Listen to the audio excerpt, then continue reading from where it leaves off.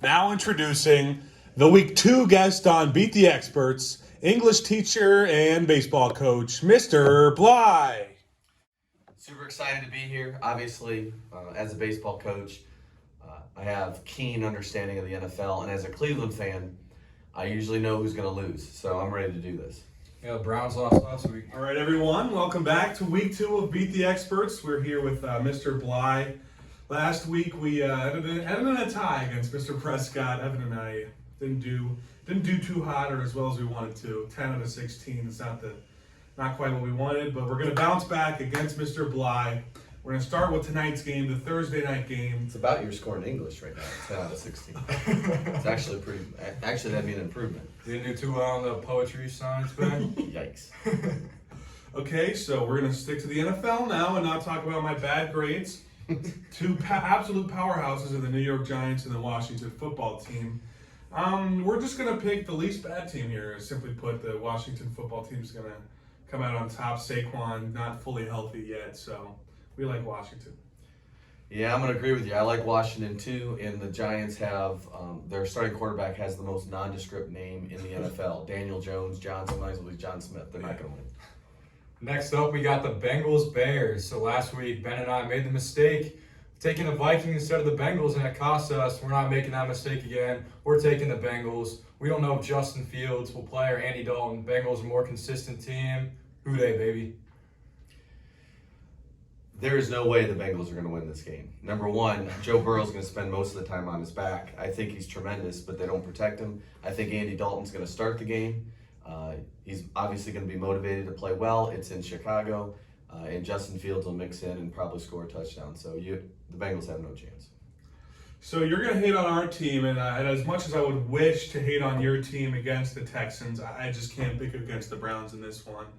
Texans looked better than we expected, maybe in week 1, but still Browns are too good, unfortunately. Yeah, it's the Browns league, and everyone else is just playing in it. So the Browns are going to win big this week, and I expect at least a 2-touchdown victory. The Browns are last in the AFC North right now. Enjoy that. They give out week 1 trophies? I don't think they do. If only they did. It would be nice as a Bengals fan. So next up, we have the Rams and Colts in Indianapolis. We like the Rams in this one. Matthew Stafford, a great week 1 performance at home against the Bears. He's finally motivated. He's got some weapons. Not playing in LA this year. We like the Rams. Yeah, I'd like to pick the Colts in this one. I think Wentz played pretty well last week, and him and Frank Reich have a good rapport. But yeah, I think McVay's got the Rams, I think, as a Super Bowl contender. So I'm going to go with the Rams as well. All right, next one, Patriots Jets. It's not the same old Patriots Tom Brady had, but Mac Jones looked solid in his week 1 performance, and it's not going to take much to beat the Jets. So I think Mac Jones will do it again. Yeah, I don't know how we're going to determine who's going to win and lose this challenge if we always pick the same game, but it's hard to pick the Jets right now, against anybody. So hopefully we'll have some different choices here near the end of the list. But I'm going Patriots too. Next up, Bills and Dolphins. Maybe there'll be a little bit of a difference here because we're taking the Dolphins at home against the Bills. Bills came out flat week 1 against the Steelers. Not a ton of offense in the second half. We like the Dolphins. Tua, Brian Flores, they got a good thing going. We like Miami in that one. Yeah, I think Miami's really, really good as well. But I'm going to go with the better quarterback. Josh Allen got that big contract. He better start earning it. And I just don't see them going 0-2. So I'm going to go with the Bills. A couple of close ones in a row where we might see some difference. 49ers and Eagles next.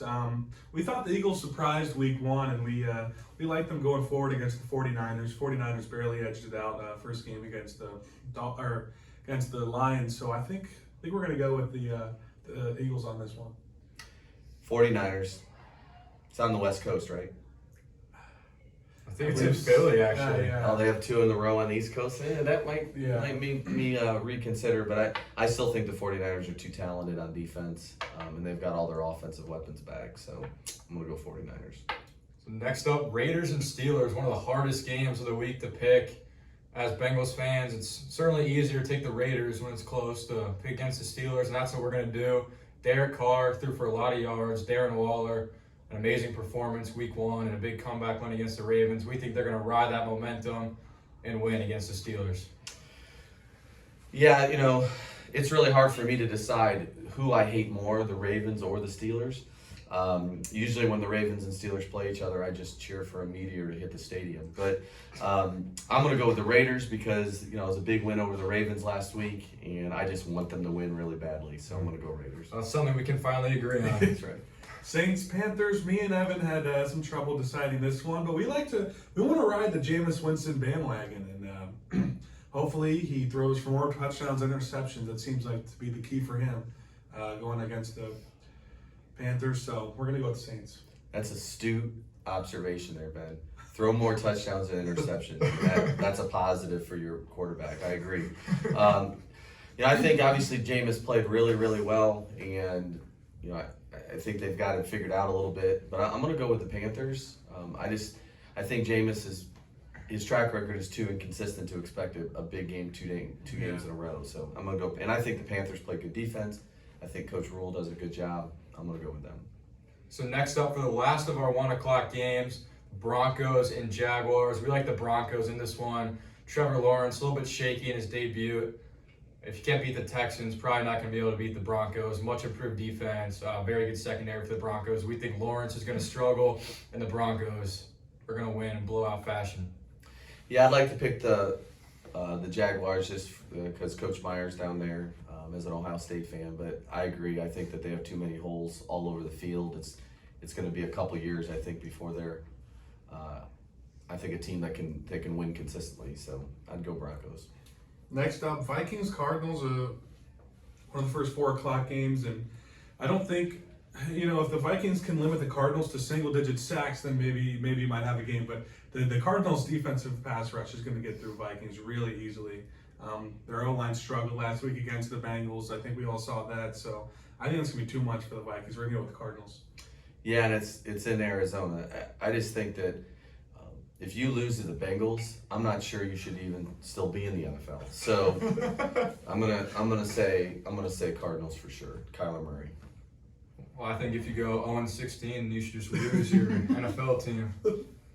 I wouldn't complain if the Browns got moved out again, like they did about 30 years ago. You're trying to drive the knife into my head? I mean, it took me 3 years to overcome that, and you're going to bring that up here in a video? That's ridiculous.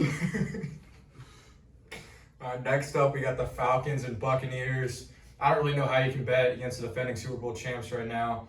Tom Brady, Chris Godwin, Mike Evans, a lot of receiving weapons, and the Falcons came out really flat against Philly Week 1, so we're going to take the Buccaneers. That you're really standing out on a limb there, going with the Super Bowl champs against the Falcons. But I mean, it's a pretty easy pick. I agree. They've got weapons all over the field, and Brady will make a play late to win if he needs to. All right. Speaking of weapons and wide receiver core, one of the best in the NFL, the Dallas Cowboys almost beat those Buccaneers last year. Bucs won on a game-winning field goal. Chargers aren't going to have enough to beat them. Herbert's good, and I think he'll improve on last year. He had a great rookie season. He'll have an even better second year, but I still like the Cowboys in this one. You are showing your ignorance, Ben. Once again, I think the Cowboys are overhyped, just like they are almost every year. Almost winning is now the standard in Dallas. Justin Herbert is one of the best young quarterbacks. I think that, I expect them to play well. I expect the Cowboys to continue not to give the ball to Elliott, and the Chargers to win the game. You got to win some games to go 8-1. Exactly, that's true.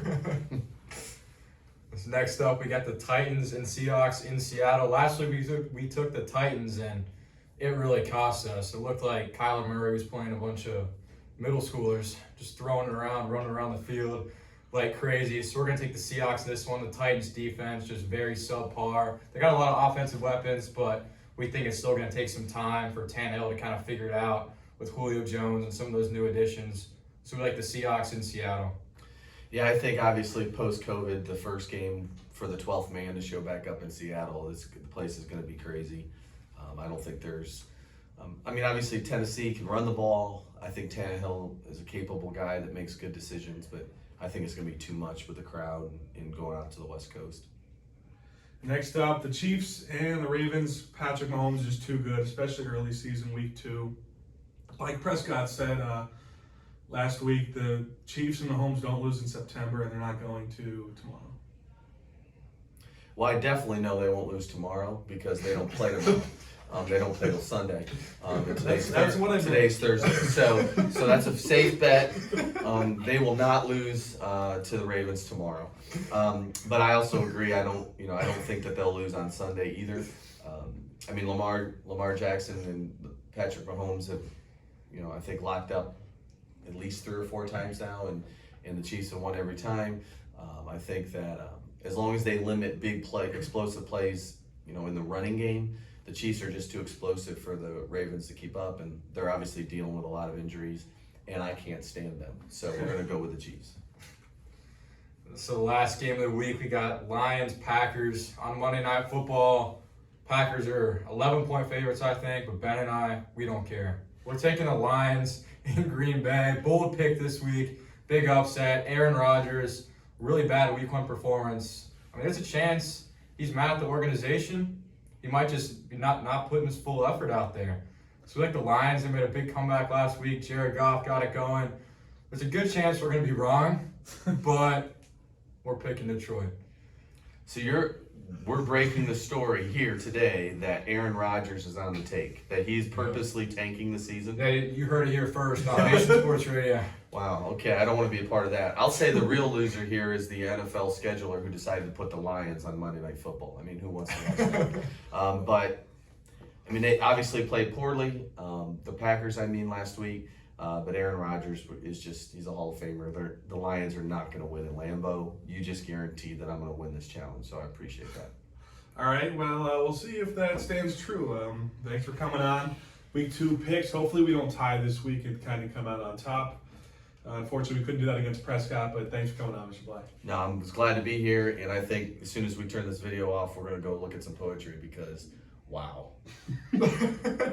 We need some practice. I think you spend too much time, doing research on the NFL games, although you think the Ravens and the Chiefs play on Friday, and not enough time looking into the elements of style and poetic device that you're supposed to demonstrate in your poetry assessment. So I think that's where we're headed after this. Okay, we're just going to turn the camera off now before this gets any further, and thanks for watching.